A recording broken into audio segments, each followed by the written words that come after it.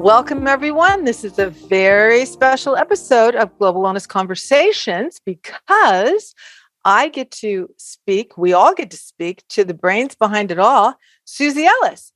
She's the chair, co-founder, CEO, chairman of the Global Wellness Summit and the Global Wellness Institute. We'll talk all about this. But, I don't care what you guys think. Susie's my friend for 30 some years. Okay, well, we won't dwell on that. But anyway, we have watched each other in this wellness industry, and I have always been such a huge fan of her laser focus on research and evidence. So now we're going to see how that plays into the global economy. But first and foremost, let's welcome Miss Susie Ellis to the podcast. Hello, Kim. Nice to be here. I am talking to you from where? Where do I look like I'm sitting, Sus? You look like you're sitting in Tel Aviv because I just got back from Tel Aviv, and they pointed out that very place where that shot was taken. They said, "Oh, all the shots of Tel Aviv are taken here," and sure enough, because you can see the city, you can see it's on the water. Anyway, yes, you're in Tel Aviv, and I'm in Miami. And you're in Miami. I am really in Los Angeles, but I have my backdrop up because we're going to talk a lot about the Global Wellness Summit Tel Aviv in 2022 because Susie just got back.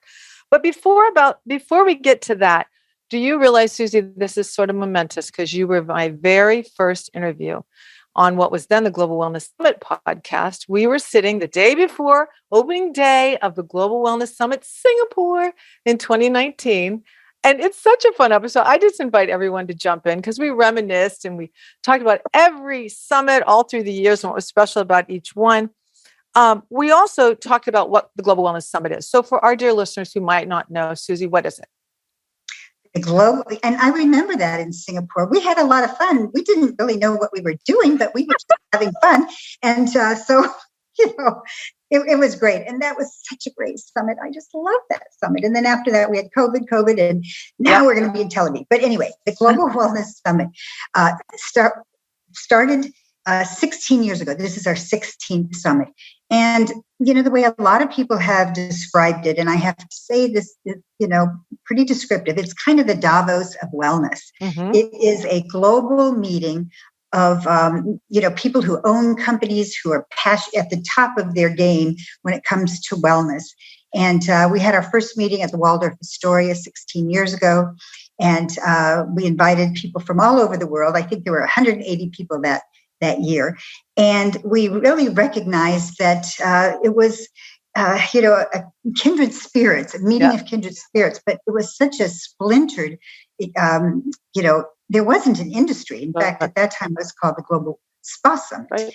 And we had all these people come together. And at that time, there was a lot of disagreement about what spa was and all of that. But we got together, had a good meeting, decided we needed some research figures, and that is why the Global Wellness Institute was then eventually born. But we continue to meet once a year, and we decided that if we are going to be a global company, we need to move around the world. So we went to Switzerland after that, and then we went to Istanbul, we were in Bali, India, Mexico City, Austria, and let's not forget Morocco and riding camels. I was going to say Morocco. They're all my favorites.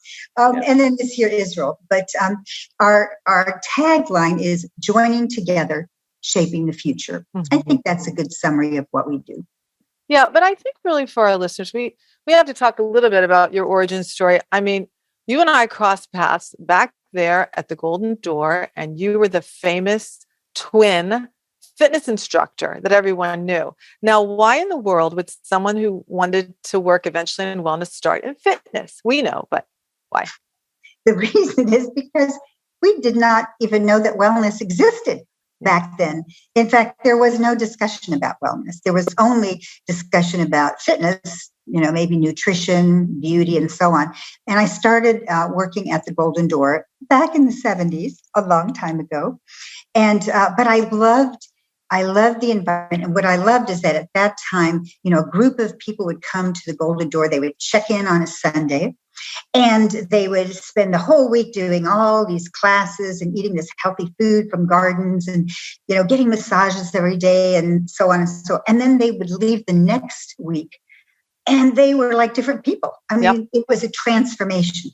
And so I just got very excited about seeing that and being part of it. And at that time, there was no career in this arena, but I did start as a fitness person. And then from there, I went, into management. And then, there's a lot more to that. The rest is history. I will tell you, though, I got to spend a week at the door one time, and my then boyfriend called to talk to me at the end of the week. And he's like, I'm calling for Kim Marshall. And I said, this is her. And he goes, no, it isn't. Can you get Kim, please? Because I was so calm and chill. He didn't think he had the right person. So it is amazing. And we're talking about one of the original destination spas in North America, offshoot of Rancho La Puerta. We always talk about Deborah Zake, the godmother of spas. Of course, you worked for her a long time with her, and I worked for her a brief time, and it changed my world. But, many people have said that you're the godmother of the business of wellness. So we're going to go deep into that.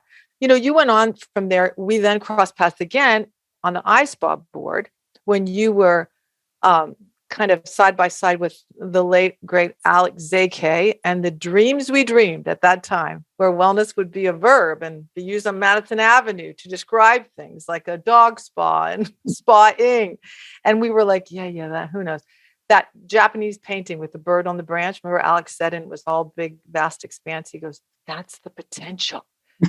And who knew it would come true? Then we crossed paths again when you were on the Governor's Council of Physical Fitness in California, right? That's right. That was, just backing up to when we were on the iSpa board, working, and I worked with Alex Zake. We were not talking about wellness then either. That was in the early 90s. And The wellness term really has only been around in our world about 10, maybe 15 years. So anyway, but yes, and I was on the Governor's Council on Physical Fitness and Sports. That was when Arnold Schwarzenegger was in California before he became governor. And he was always passionate. He did the President's Council. And when he moved to California, he did the California Council. And so, yes, I was on that board, and it was, it was just all about, again, health. And, at that time, a lot more in terms of exercise. That was kind of the big focus at that point. And of course, we can't forget that you were so fun to bring me into Mar-a-Lago and help, of course, Donald Trump and Marla at the time. That's how long ago it was. Build one of the best spas at that sort of private club environment. And when I think of who you brought in there, Rodney Yee, the great yoga video impresario, and, Annie Leibovitz came and did a photo shoot of Marla at Mar-a-Lago. And I remember her calling Donald to get permission if they could do a shot with acupuncture needles around her beautiful face. Was that too avant-garde? So how far we have come. But, I really think, Susie, that we need to shout out a minute to the past few years because, the Global Wellness Summit Institute was up and going. We're all busy. We've been at Singapore. It was so great. I don't know if you remember, but in 2020, January, you guys had the media event in New York at the Hearst building. And I was recording some episodes, and I was lucky enough to interview Victor Koo, that wonderful, Hong Kong-based entrepreneur who's now focused plant-forward lifestyle, all of it. And I remember saying to him, what about this virus thing they're talking about in China? What do you think that is? Who knew that just a few months later? So tell us how you at the summit and the Institute approached being locked down. What role did you take in the industry during that time? Well, what had happened right before that, in fact, the reason we ended up in Singapore is because our summit was supposed to be in Hong Kong. And in Hong Kong, they were having all these, this rioting, unrest, and they had shut the airport down. And so 6 weeks before we ended up pivoting to Singapore, we had to make a decision, what are we going to do? So we ended up deciding 6 weeks before our Hong Kong summit to go to Singapore. And thankfully, our partner at that time, Hyatt, was so great in helping us move from the Hyatt in Hong Kong to the Hyatt in Singapore. And it was very successful. So anyway, I say that because a few months later, as you said, with this virus and now all this, happening, we had already been somewhat seasoned in terms of pivoting. And we have a very great team. And we all work virtually, remotely. Yep. And we are agile. In fact, that's one of the values in our company. that we are agile. So what happened immediately is, I mean, of course, we couldn't predict how long this was going to last, but what we immediately felt is that we wanted to keep our network connected. And so what we did is we went right away. I think we were one of the first to go to, at that time, it was weekly Zoom meetings. Yep. And at that time, we were used to Zoom meetings because that's how we work. We have a team of like 12 or 14, and we were on Zoom all the time. But if you remember back then, a lot of people were kind of struggling with Zoom. It wasn't all that familiar to everyone. But Susie, you always made people turn their camera on. You said it very nicely, but you said, listen, it does really help people to bond better. And, how true have we found that to be? Even though you don't always look your best on Zoom, but you do it, right? So you can connect. Well, that's what we did. We started, okay, let's meet on Zoom. It was really to but to encourage each other. And it was so successful.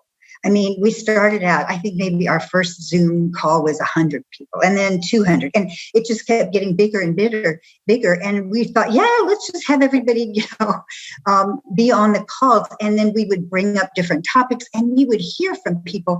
We'd hear from people all over the world. We'd hear from people in China. We heard from people in Europe and, South America and Mexico and, just so many different countries. And excuse me. That was really, really helpful because we were able to keep our finger on the pulse of what was going on. In fact, one of the things we learned right near the beginning is that, all these businesses are closing, but there was one part of the wellness arena that was their phones were ringing. Any idea what that might have been? Wellness real estate. Oh, right. Wellness real estate. Yep. Wellness real estate, because now as people were realizing, there's this virus or this, COVID that, we need to, we want to be in a safe place. And so people were thinking they wanted to be in a place that is healthy. And so now what was just sort of starting to evolve is this idea of living in a place like Serenbe, which is outside of Atlanta, but there are other places, South Africa and growing, and Bangkok and, Australia. So those companies, those places, their phones were ringing. And so we could see, wow, that's interesting. So people are really, they're reacting very quickly to this. And then, of course, we continued really that entire year doing virtual, turned into master classes. Then we did sector spotlights. So we would get all of the people in fitness together, or all of the people in spa, or all of the people in workplace wellness, to discuss things. And, that's what we did. And I think it was a great service to the industry, but it also was just a really valuable way for us to support each other. And everybody was at various levels of suffering and surviving and getting better and being positive. We all fed off each other. I mean, I think that's where the global wellness collaboration started, right? That you talked about on your website. You also have always been game, you and Nancy Smith, who is your exec director. When we come with these ideas, we're like, how about if we do Instagram lives? And you're like, I don't know what that is, but go ahead. We had so much fun. I was so fortunate to host those and just talk to a wide range of people, from the head of Esalen to Hilton to beauty editors. And it was twice a week at first, but it was really, and then once a week, it was really a way to feel connected and that we're all in this together. Some of the people were laid off at the time. Yes. Or some of the people didn't know if their magazine was going to be published anymore. But there we were for each other. Another highlight, Susie, that you have to really take a minute and appreciate is how you guys just say, you step up. Like when the race relations really came to the fore after George Floyd, you guys immediately had a masterclass about it, or a webinar. And you just said, we need to listen. We need to get better. And it really influenced the trend report that we'll get to, that you later put out, Wellness So White, that wellness has to have more diversification and color. So this proactive pivoting, has become sort of a leitmotif, I think, of the summit and the Institute, don't you think? I think that is true. And I think, as I mentioned, we've done 16 summits, 16 years of events, gathering people together.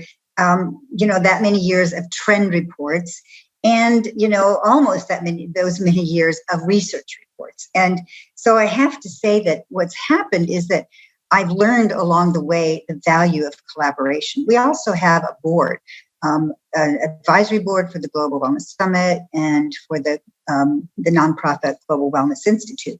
And the boards are hugely helpful. I love working with boards. I should say advisory boards because they give lots of advice. And then you can still feel free to make decisions and run your company. And you pay them a lot for that, don't you? Yeah, right.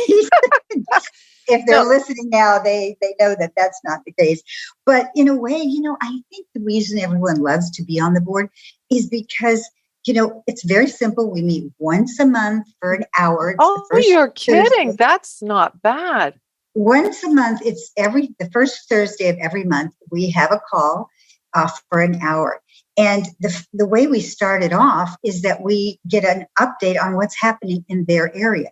So it is so fascinating to hear, because our boards are very global, what's going on in Turkey, what's going on in, Australia, what's going on in, all the different places our board members live.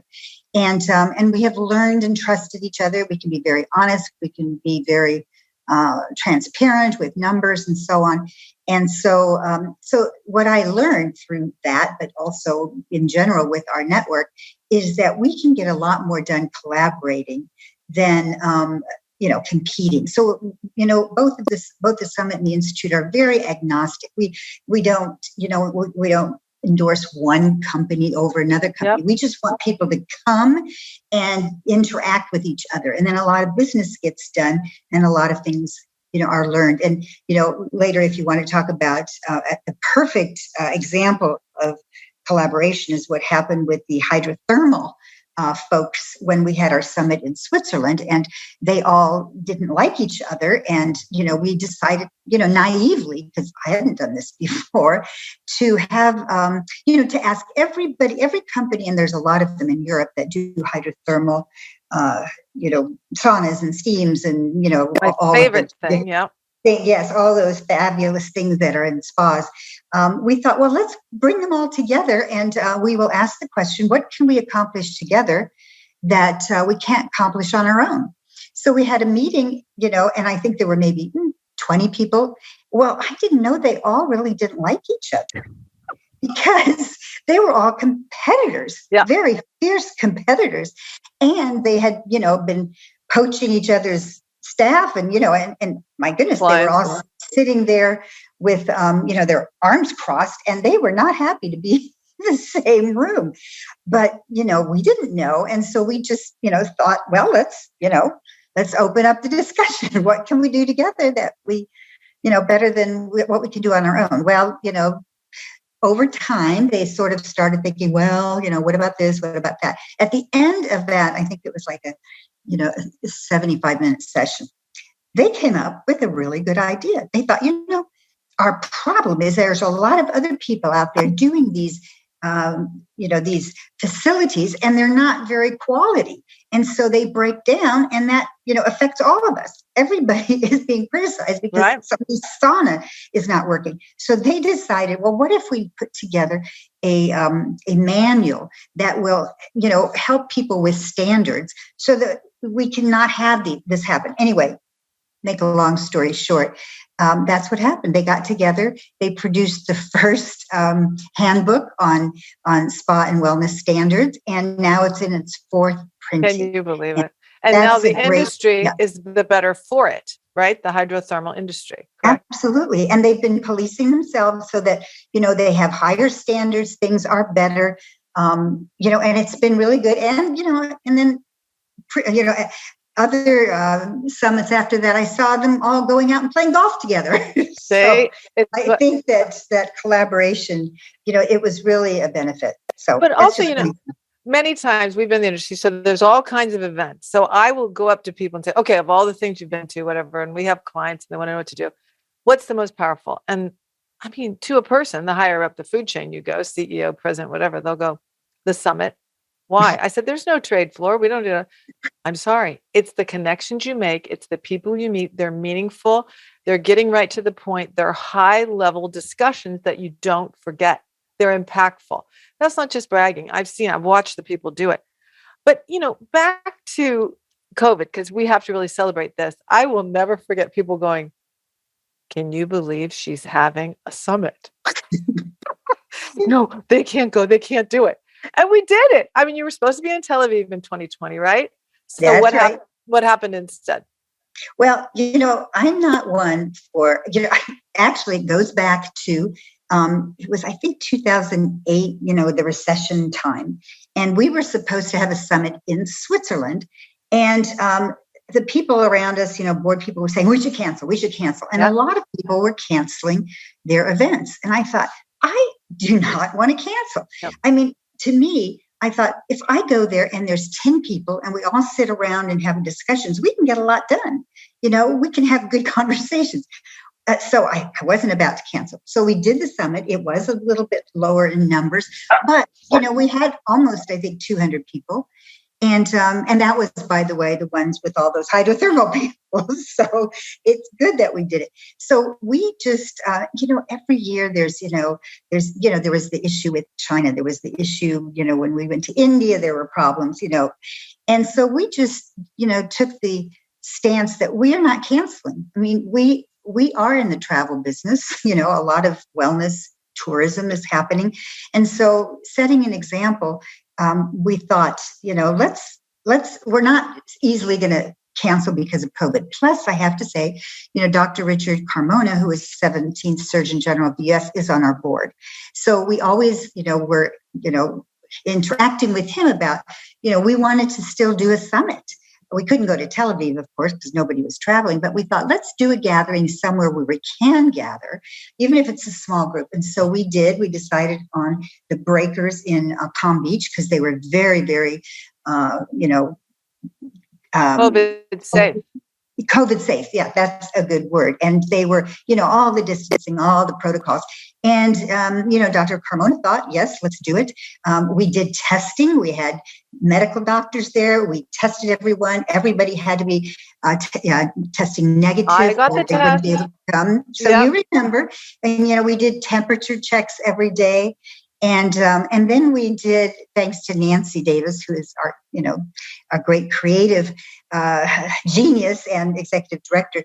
She decided, well, why don't we do the seating that's normally done like in a plenary session, like theater style? Let's bring in some exercise equipment and space it all out so that we can all kind of, maybe walk on a treadmill or ride a bike, or if you want to sit on a fitness ball, you can sit on a fitness ball. And we went ahead, masked the whole time. Everyone was masked on stage. And we did do a summit. No, it was amazing. The only thing that was really hard was when I was dancing the train in the last night gala, my mask kept falling off. Now that is, that's a chance you take. But anyway, so it was so exciting. There was a feeling of camaraderie. And what was so wild is no one got COVID. Nobody got COVID. That was it. Nobody. And our, what usually is our kind of gala, we call the masquerade ball. Mm-hmm. So everybody has to be masked. That's kind of what we do. We make the best out of things. Yeah. And we're really glad we did it. And then the next year, once again, we couldn't go to Tel Aviv. So we decided to go to Boston because Boston has such a rich area of competence in medicine, in education, in even technology. And what we were seeing that was happening in our world was that medicine and wellness were coming closer together. So we did the summit in Boston, and it was fantastic. The head of public health at Harvard, the head of Cleveland Clinic. I mean, it was such a stellar lineup. It was like a greatest hits band just coming doing 10-minute things. I was wait. I was so happy. My favorite, of course, was Dr. Jeffrey Rediger. The podcast with him is so emotional. I sent it to everybody. He was raised in Amish country. Yes. Like my sister, where she lived. Know that your sister? She married into a family that lived in the country. Like you'd see buggies go by. They weren't Amish, but a lot of the effects ripples through the community. And that we were comparing recipes for cake and pie and, beef, because you get a little chubby when you live in Amish country. But anyways, so that was one of the great memories. But, Susie, we have to stop for people who might not have been to a summit. It doesn't mean you have to go to the summit to benefit from this. I mean, let's face it. you have really made it your mission to promote research and to also hone in like an eagle on upcoming trends in the marketplace. Tell me why. Why is research and trend naming so important? Well, as I mentioned, after our first event, where we got all of these people together from all over the world, everything was so fragmented. The thing that we kind of all realized is that we don't have any numbers. I mean, it's hard to even, we didn't have definitions. There wasn't any agreement amongst us. And I had seen actually online around that time a study that was on golf. And I thought, wow, this is a great study. It says how many golf courses there are, what they contribute to, different economies, and what the trajectory is, and what it has been, and I just thought, that's what we need for the spa industry. And so what happened is I actually found the research company. It was SRI International, which had been founded as Stanford Research Institute. They're the ones that had done that golf study. And the two people that had done it were Catherine Johnston and Ophelia Yang. And so I got in touch with SRI.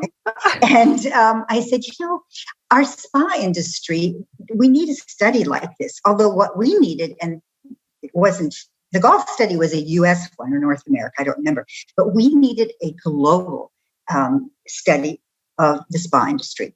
So anyway, we ended up hiring SRI International and having Catherine and Ophelia do the very first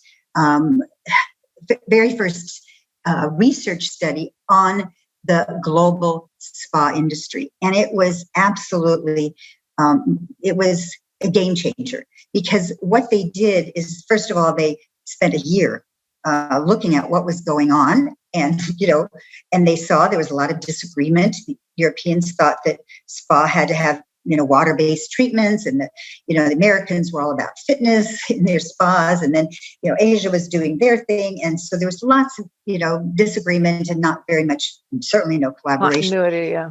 So what Catherine and Ophelia did is they came up with, just what turned out to be a brilliant way forward, which is, because of their experience. They said, if you could all agree on a very generic definition of spa, places where people renew body, mind, spirit, then underneath that, you can have all these different categories. You can have resort spas, you can have day spas, medical spas, you can have, thermal and mineral spring spas and fitness spas, and on and on and on.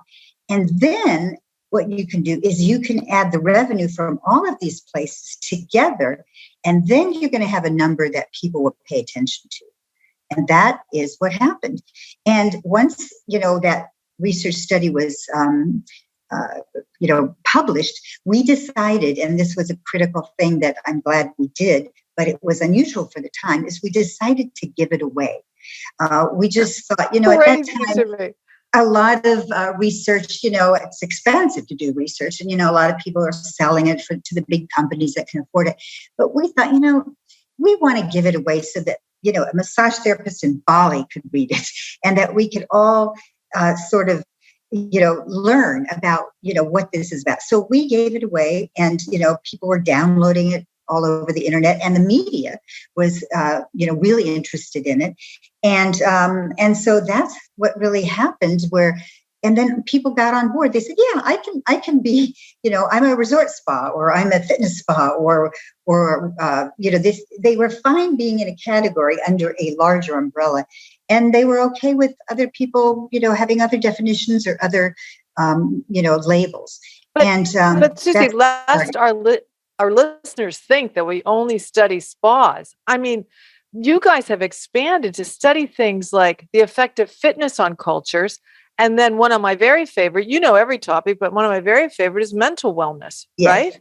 Well, that's what happened. That was the first study that was 16 years ago, because that's where things were at that time. The next study that we did, again with Catherine and Ophelia, was on wellness, because we were starting to hear that term used more and more. And we were recognizing that, the spa term had an elitist, connotation, yep. And there was, the challenges with that. But the wellness term was starting to, we were starting to hear about workplace wellness. Governments were talking a little bit about wellness, travel. And so we did a study on that, or they did actually. And it really helped us understand, first of all, where the term came from initially and what it looked like its future could be. And that's when we realized, that's going to be a term that might be a better umbrella term than spa. And that's exactly what happened. Over time, we became the Global Wellness Summit, and spas are part of it, but they're only a part of what has become an ecosystem of 11 sectors. And as you said, mental wellness is one of them. I don't know if everyone knows the sectors, but I love to list them because then people get the picture of what wellness is. It's not just this or just that. It includes personal care and beauty. That's actually the biggest bubble if people have seen our bubble chart. Physical activity, big part of wellness. Healthy eating, nutrition, and weight loss, big part of wellness. Wellness tourism has a large bubble. There's also a traditional complementary medicine, public health. Wellness real estate is a newer bubble. And again, we did the research to introduce that.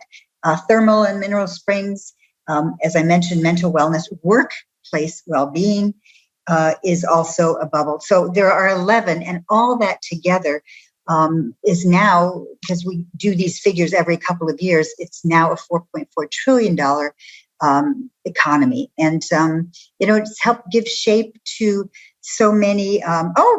There it is. I know for our lovely YouTube listeners, you can see these bubbles. And I think, Susie, was it Austria? Where was it that you first had the bubbles go on stage? People carry the ball. It was in Austria where, once again, thanks to Nancy, she decided to have one person who sort of represented each of these segments hold a ball. It was either a large ball or a small ball. Yeah. It was according to the size. And so we had all these people on stage holding these balls. It was really, really fun.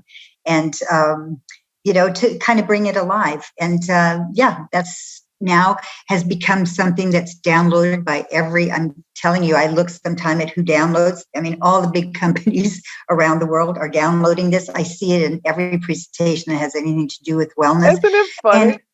And again, we're glad to have been able to give this away because then people can have these figures and make better decisions. And I think it has helped fuel the momentum for wellness in a really, more positive way. We're also very, much about wellness evidence and, keeping a really pristine level of looking at wellness. So, but this is. I also love how different bubbles become more important at different times. Like, of course, during COVID, you said wellness real estate, but also mental wellness. Yes. And, beauty did okay during the shutdown because people were at least trying to have pretty faces on Zoom. But it is really amazing to watch this evolution.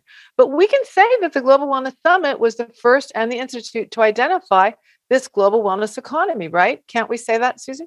Yes, we can absolutely say that. And by the way, just to, for people to know, Catherine and Ophelia, who had done that golf study, who did our first study, after several years, they so loved, and became such experts at what we were doing, and that we actually talked with SRI about hiring them directly, because we were actually not a large account for SRI. And Catherine and Ophelia wanted to sort of specialize because they were doing a lot of different research. So anyway, for the last, I would say, 7 years, they've been with us.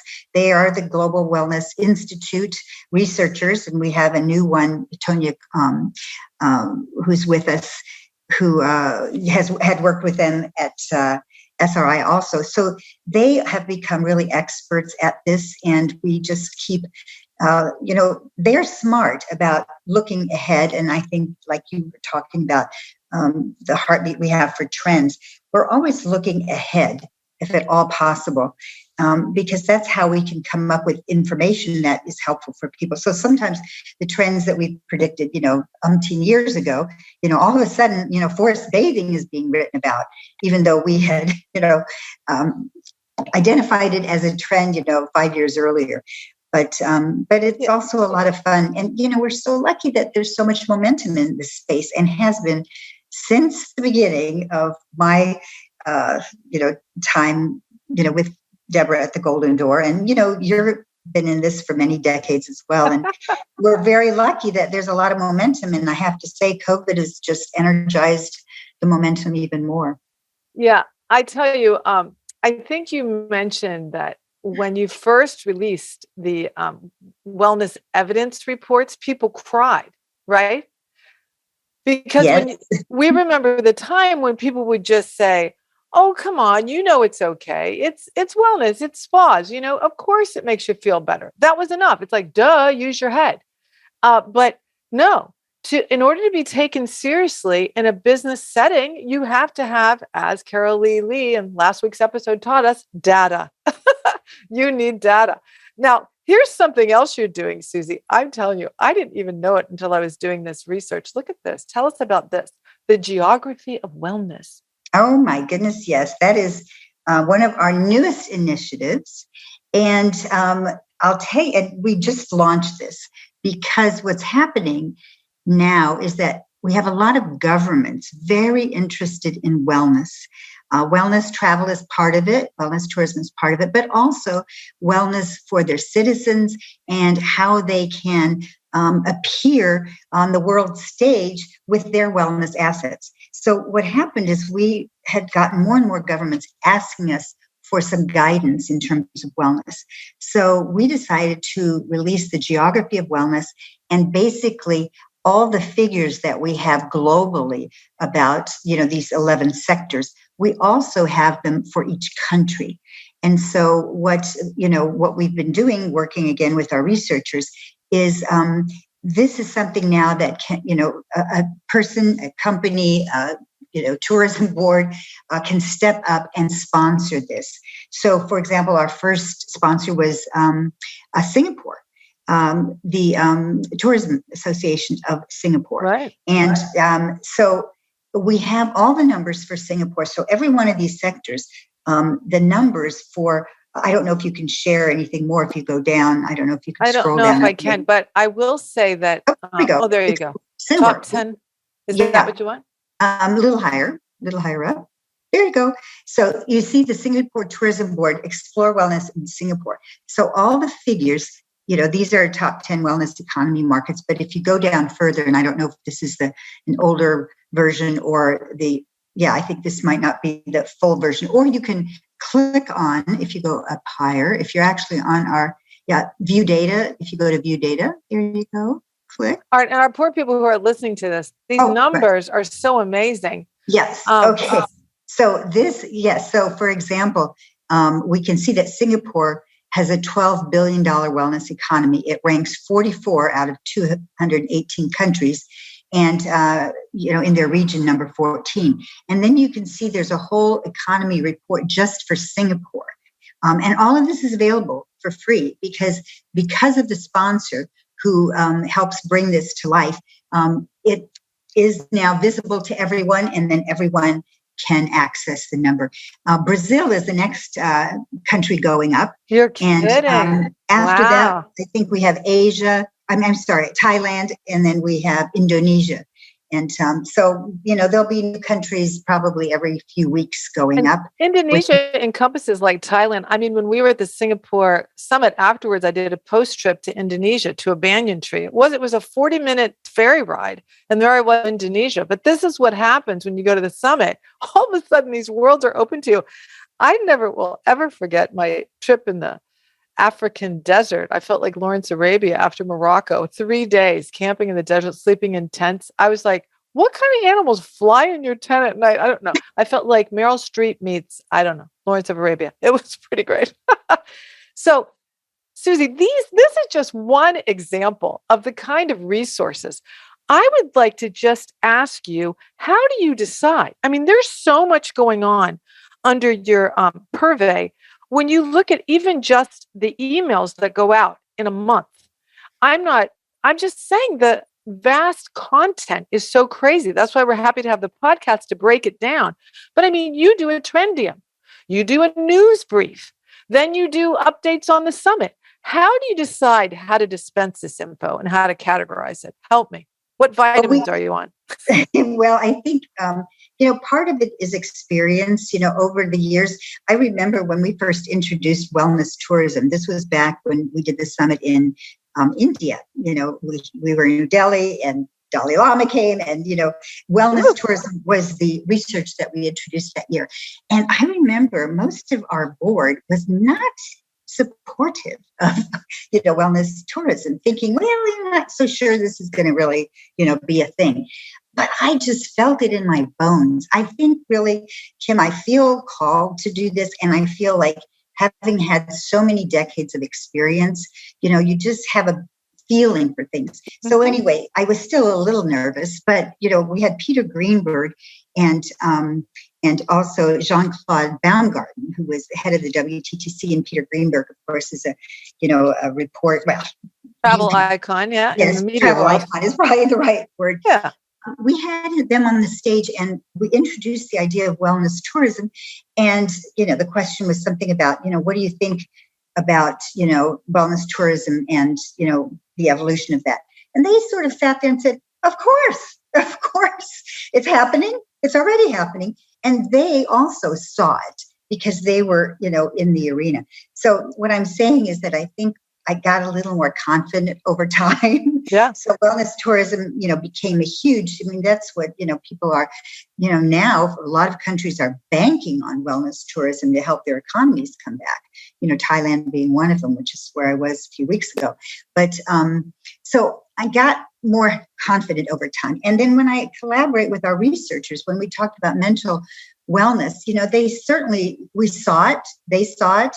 And so we decided to, spend time and resources to do it. And now this year, I don't know if you are aware of what our research topic is, but once again, it was something we were feeling last year. And the research topic for 2022 is wellness policy, because we're seeing that governments are now really wanting to have more direction when it comes to wellness.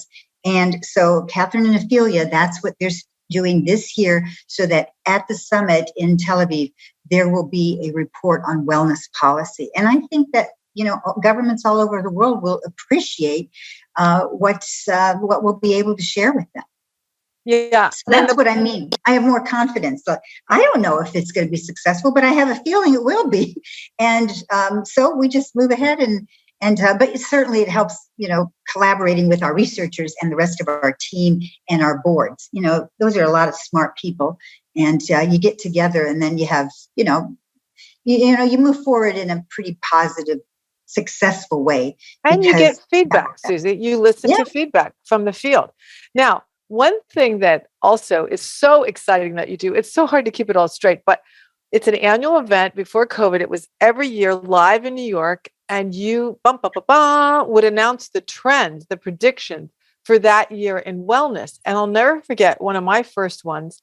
You guys were, I don't know what you were talking about, but I put up my hand and I was like, well, I'm surprised that you guys haven't talked about CBD and the growth of, that industry. And then your researcher, the wonderful Beth McGrody, your media know-it-all, said, oh, that was 3 years ago, Kim. No, you predicted it that much in advance. So tell us some of the trends that you saw first. I'm looking at them if you need to see. I have them up. Well, I know, CBD was one that, we did talk about earlier. I mentioned horse bathing, but even medical wellness. And, there you go.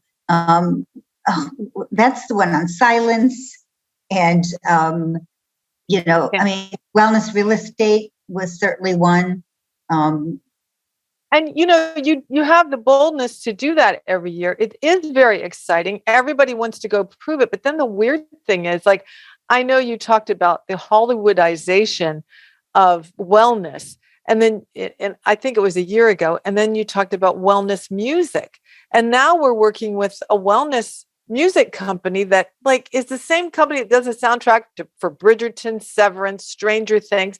And they were like, oh, wait, this is a new thing. So they're matching science-backed research, with composers, Grammy-winning composers, and saying, go create to help people sleep from these findings and from your inspiration. Okay, you guys called that. I know. And, and you're absolutely right to bring up Beth McGrory. Beth is just a treasure. Yes, she has been with us for, forever.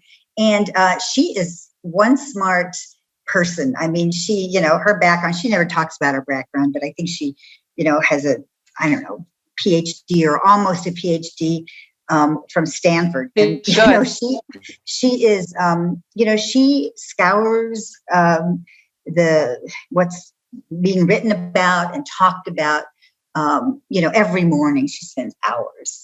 And she has got a great memory, and she, dialogues with a lot of people. And I have to say, I think also, and, you're in LA and she's in LA, that's a good place to be, having your ear to the ground about what's trending. You see what happens here. But, her episode where we talked about one of the trends, I guess it was 2020 for the year ahead, was one of the most popular ever podcast episodes. Because, I think she had the flu that night, but she came anyway. She had her 3x5 cards, and it was just every sentence was jam-packed with data and factoids, and it was so amazing. Okay. One of the things I also think we need to talk about is leadership. I mean, you are a woman. You could say, maybe I'd be more effective if I got more, powerful men involved. But I have seen if women want inspiration, you just take a breath, keep calm, go on stage and say, hi, we reached out to the former Surgeon General and he's here. We reached out to the head of wellness for the Cleveland Clinic and he's here. So, what I'm describing is 2017 in Palm Beach when you announced the Wellness Moonshot. What is that? Yes, the Wellness Moonshot is a world free of preventable disease. And you're right that was a star-studded stage. We had Dr. Oz, we had Dean Ornish, we had Andrew Weil. Yes, Andrew Weil. We had Cleveland Clinic, we had Mayo Clinic, we had the head of Weight Watchers. I mean, we had a star-studded and the reason this happened, the reason I have no qualms in reaching out to people is, if people are passionate about wellness and prevention, they're passionate about it. That's what the common thread is, not that they've written a bunch of books or whatever. But what happened is that we had all these medical people coming to our summit. It was kind of in the beginning of when more medical people were coming. I mean, yes, we had, Rich Carmona for many years, but, the medical profession has not always embraced wellness with open arms, right? Like they're doing now. But, it took a little while. And, but in Palm Beach, we had all these medical people coming. And so when I spoke with them about their, talk and what they were going to, speak on, I asked them all the same question. I said, well, now what is really working out there? Because I'm looking for impact. Are people losing weight? Are people getting healthier? Are people making lifestyle changes that last? What's working? And everyone I asked, what their answer was? My program is what's working. Dean Ornish is saying, well, my reversing heart disease program, that's working. Right. From the Cleveland Clinic, Mike Roizen, well, I have the 6+2 program and it's really working.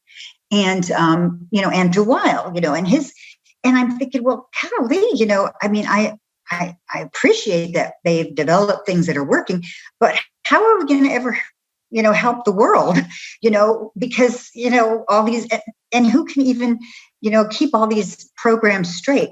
So I worked with Dr. Rich Carmona and I thought, how can we get all these people on the same page? Because clearly, they have their own programs, they have their own books, they have their own viewpoints. They have their own egos too. And they have their own egos. But what we realized is that what they all agreed on is that a world free of preventable disease would be a really good thing.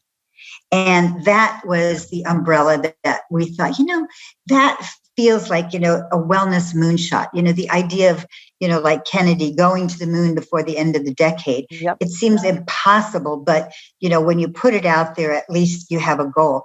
And so that was the thing that we felt, and in fact, that's what happened. They all agreed with that a world free of preventable disease would be a good thing. And so that's what became the Wellness Moonshot.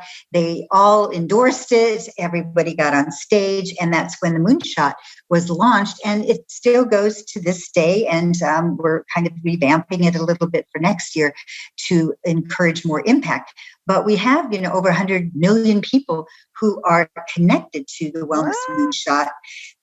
Where, and it's especially valuable now in companies, where companies can incorporate the Wellness Moonshot into whatever, program they have, or if they don't have a program. Just the education of knowing that 70% of healthcare costs are preventable, and that a lot of premature deaths are preventable. It's a good reason for people to get on the self-care, healthcare, wellness bandwagon.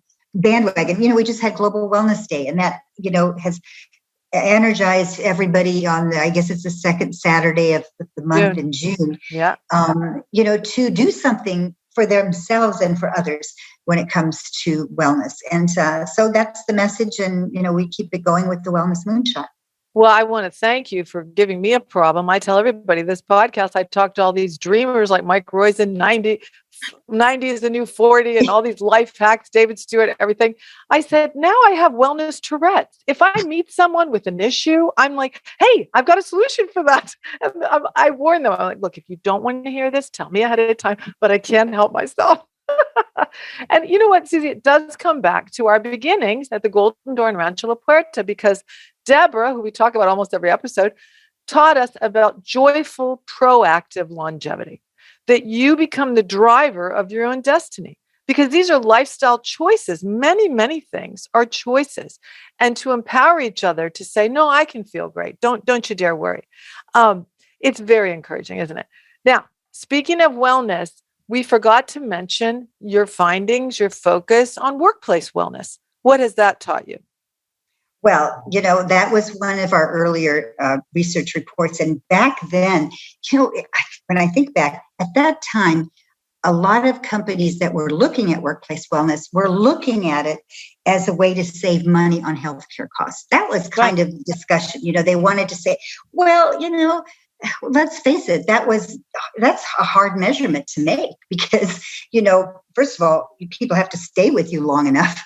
And so anyway, but what we did find in our study early on was that what was working was that if there was a culture of wellness, that was effective, not the programs. The programs are, what a lot of people were at that time focusing on, having nutrition lecture at lunch, or, having a little jogging club, or, giving, people who are in companies, memberships to clubs and whatever. And those things can be good.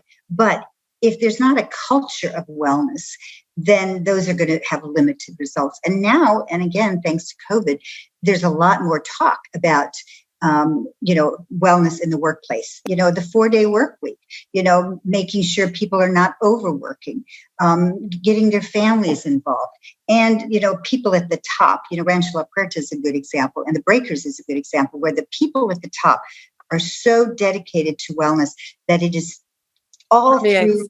Yep. It permeates through all of their employees, through the employees' families, and then it really, really has an effect. And I don't know if you mentioned that, Deborah Zake, who we talk about as the Godmother of Spas, and she turned 100. And you were there. May.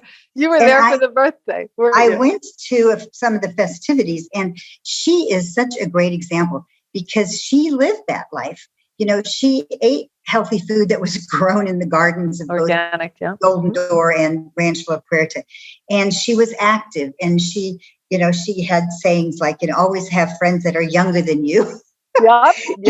And things that were really, they were really impactful. And she turned 100. She looks fantastic. Her mind, she actually called me a few days ago. I happened to be in Israel, so it was a late call. Of course, she didn't know I was there. She said, I have an idea for another book, and I wondered if you can do it with me, it'll be on fitness and how important it is to do fitness all your life, not just sporadically. I thought, well, that's what you do at 100 when you're Deborah Zake. You have a new project.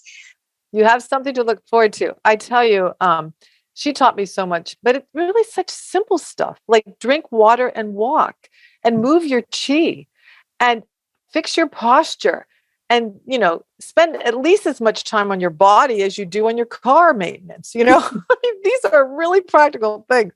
So the ripple effect, I mean, Susie, I used to look around because I'm from the Midwest, small town. Nobody went to spas. Nobody could afford anything. And massage, my mom, the first time I got a massage, she's like, but I have to take my clothes off and they'll touch me, and now I can't live without it. I mean, I think massage saves lives. But we used to look around that spa and go, isn't it great that we all know this? But it's only us. It's only us that knows it. And there's a barrier to entry. There's a price that you have to come in. So what I love about what you're doing with your research and your evidence and your trends is it's a couple clicks away to anyone. The same as this podcast. It's completely free should you have an internet connection or a mobile phone.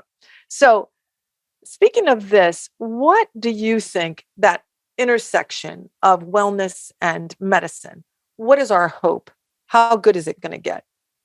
Well, I think, first of all, your point that, it's wellness for all is really a message. And you know what? I think COVID helped us recognize that. Yeah. It doesn't work for us to just live in some, a bubble, in a gated community. Yeah. And yes, we have, healthy, bonds and activities and people are into, eating healthy foods. Because when you get out of your gated community, how healthy the other people are does affect you. So we learned that, we need everyone to be healthy. Yeah. And that also ends up, including the environment.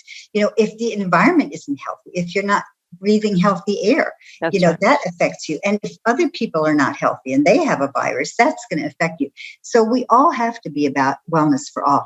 I have to say that I'm encouraged by what I see. There is a lot less elitism in this now. Certainly there was in the beginning, but now, I mean, you can, get massages for a lot less money than, used to be, and like, a lot of medical people say, or Franz Linzer always said to me, well, you can go walk for free. You can, go out and breathe fresh air for free. Yeah. So you can quit smoking for free. Yeah.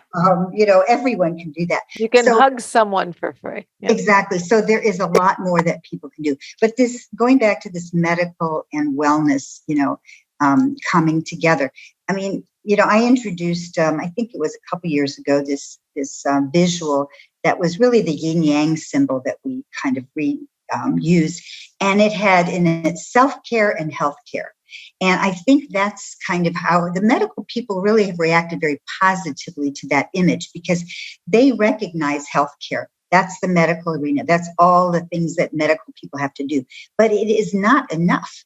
And so this self-care part where people are proactive, like you said, Kim, with, doing their exercise, eating healthy food, going to, getting their sleep, that sort of thing.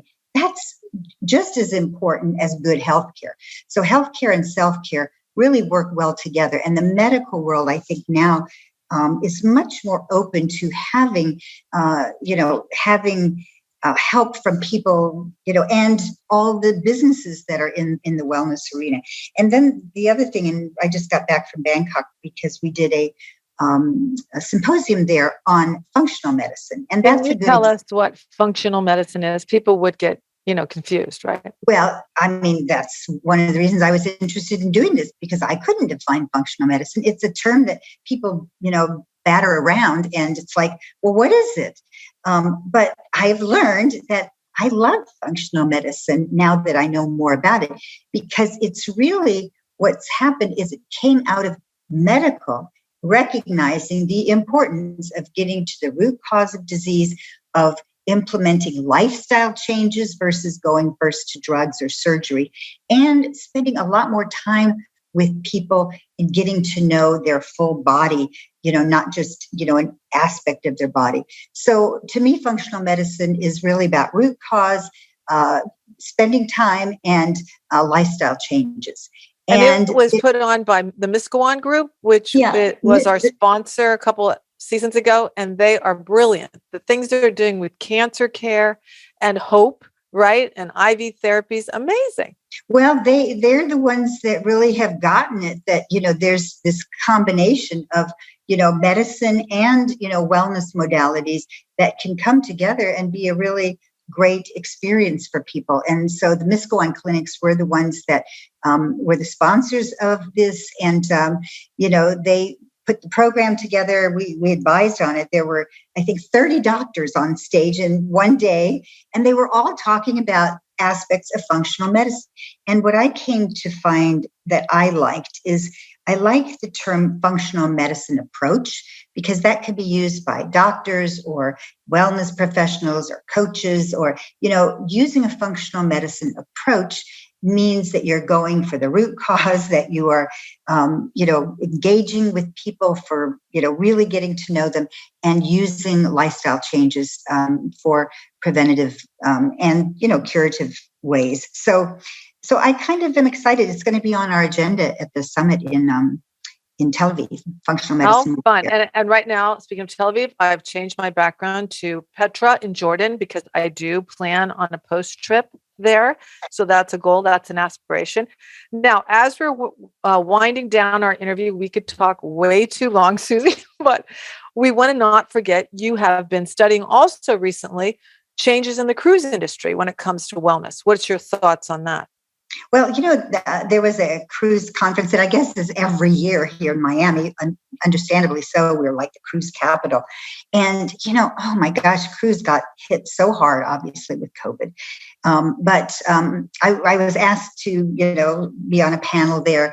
And so I was really curious to go. And, I had been on the cruise. The Golden Door was one of the first brands asked to be on a cruise ship, the Golden Door Spa at Sea. In fact, that's the term Deborah coined back in the early 80s. Yep. And that was back when Cunard wanted to try out the idea of a spa on a cruise ship. Because at that time, people were just eating at midnight buffets, and, they were not really thinking about their health while they were cruising. So anyway, and in I think it was 83 and 84, I did the world cruise for the Golden Door. And actually what happened is the spa was very popular. And as we all know now, the cruise ships have their spas, not in the bowels of the ship, which is where we were back in the early 80s, but now they are front and center. And, every ship has a spa, and it's a very, very popular way to cruise, because people do want to be healthier, rather than not healthy at the end. But obviously COVID devastated the cruise industry. And so I was on this panel, and I was realizing that the cruises are coming back, and, health and wellness are, more important than ever. But I learned something that I was very excited about, that was part of the discussion that I had not heard before, that they are now paying attention to the wellness and health of the crew. What? The crew on cruise ships have always, honestly, not been treated well. They've been, they're on the ship. They do all the work on the ship, but their living quarters were never great. They didn't get fresh air. They didn't get really good food. But now apparently that is changing, and I was delighted to see that. And I also learned that the whole universe of vessels out there, there's so many more. I guess, I don't know if the term is, vessels or what there's only a certain amount of cruise ships, but there's lots of other ships out there that are, distributing things and have a lot of crew, and the health of none of them has been really, looked at until now, and it's just starting. So I was encouraged about that. All right. Well, we have got to really include, before we wrap up, your thoughts, your courageous thoughts on the metaverse, because a lot of people think Bitcoin, all of it is all related, and they will lift the Wall Streets down, and Bitcoin isn't going to make it. Well, then maybe the metaverse won't make it. I really don't think that matters. Tell us what you learned about wellness in the metaverse. Well, that was one of the trends that, we introduced for 2022. And, being in this industry, I know that we have been slow in terms of getting involved with technology. We were not, exactly ahead of the game. The whole hospitality world, a little bit behind. Spas, wellness, a little bit behind. However, we're moving pretty fast now because we recognize the importance. So I have, one of the trends we predicted is that the wellness arena is welcoming the metaverse, because we now realize that, it's happening and there are opportunities in the metaverse. I went to CES in Las Vegas, which is all about technology, and there's a lot of discussion about the metaverse. And what I realized is, it's coming. I mean, it is coming. And, yes, there's ups and downs and people disagree. And I separate that from NFTs and Bitcoin and all that. Forget that. Me too. It's like, that's a whole different thing. Metaverse is where people are engaging with other people in ways that you wouldn't normally engage. And fitness, by the way, is one very, very promising area. In fact, Mark Zuckerberg, who, talked about metaverse and changed the name of this company to Meta, he actually needs fitness because it's all about gaming. Right now, the metaverse is a lot about gaming. But they don't want it to be all about gaming. And we don't want it to be all about gaming, but it can be about fitness. And already there's, ways to do exercise with, the goggles and, where you are really engaged in a way that you could not be without. And so I participated in some metaverse type experiences at CES. And so it's happening. And I just think that wellness in the metaverse is just around the corner. In fact, we're going to, this is one of those things, Kim, that I'm seeing, let's dip our toe in that water. Well, my partner, Darlene, and I, who run Swell the agency, we're thinking about buying spa real estate somewhere in the metaverse. And you know what? You could say that what was email back in 1996. I remember the first time someone explained email to me. And then Katie Couric, remember, she has that famous clip where she goes, tell us what the internet, or what she says are really fun, the wireless. She doesn't understand, right? Who knew that we'd all be living by it? So we might as well just open our arms and accept. And speaking of which, Susie, it is just so fun to watch you fly. I mean, and to do, all of us are just cheering each other on. We're trying to, be there for each other. And I just feel like when we're floating in the Dead Sea, I changed my background again, after a successful summit in Tel Aviv, we can look back and say it all comes back to water, doesn't it? Solus per aqua, health by water, which makes you meditate, which makes you sit there and think, what maybe someone else could feel this good. Never did we know it would grow so much. I mean, just think of what we've talked about in the past hour. Beauty, real estate, mental wellness, the cruise industry, functional medicine, workplace wellness, that we've only scratched the surface, really. So, Susie, you're never going to run out of things to do. I absolutely agree with you on that. And it's so exciting. And having just been in, Thailand and in Israel, I can tell you the momentum for wellness is strong there, just like here in the U.S. And a lot of it is COVID related. And so I see we have a lot of work to do, but it's very, very exciting. And by the way, speaking of Petra, that's the trip I'm planning to do. So you and I will be together and we'll go to Petra, which I think is pretty exciting. We did Mexico City together. Let's do Petra. And also, I just want to say, for being a godmother of the wellness economy, you look pretty young. So that gives us hope that if we want to keep in wellness. Well, let's end, Susie, by if someone's listening that wants to dip their toe in this industry and that really is like, I don't know, I just hear it everywhere. What words of encouragement would you give them? What invitation would you make to them? You mean to be in the industry as a career, or just to do their own personal wellness? Both. I mean, why would they dip their toe into wellness? Maybe they haven't lived that lifestyle. What is the most appealing thing? What is advice you would give them? Well, I think that pretty much people have a sense now that being healthy is not just a good idea, but, it's a vibrant life, thriving. That's what people want. They don't just want to, live well. I mean, just be healthy. They want to be very, very vibrant. And, it's a foundation for anything, for relationships, for careers. And I do think that as far as a career goes, the reality is that, we still have a long way to go for people to have really, really good health and, no preventable disease. So the opportunities in the wellness arena, I think, are vast. And there's no doubt, and you and I know this, that if you're in that arena, some of this is going to rub off on you. I mean, you're going to learn from all that we're learning. And, just like, you look at Deborah, who's a vibrant 100-year-old, I think that's an opportunity for many of us if we, avail ourselves of what's happening both in medicine and science and in wellness. So I think it's an exciting future. Yeah, come join us. The water's fine. And, I also want to invite everyone to listen to that first episode with Susie. And I see how far things have come. Also, Global Wellness Day did an online program, and I wore magenta that day. And I had the great fortune of introducing Deborah and Susie and even Roberto from Rancho La Puerta.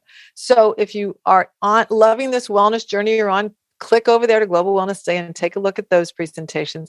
But maybe we'll see some of you in Tel Aviv, and we dare you to float with us in the Dead Sea. Okay? I would love that. And, another thing people can do with dipping their toes into this is to, keep up with your podcast. You always have interesting guests and, lots of things that people couldn't really find anywhere else. So I think staying connected with you would be a good idea too. Hey, thanks, Susie. And remember, it's your fault that I have wellness Tourette's, and I love you for it. So thanks for everything. And we'll be seeing you in Tel Aviv for sure. Thanks, Kim. Take care.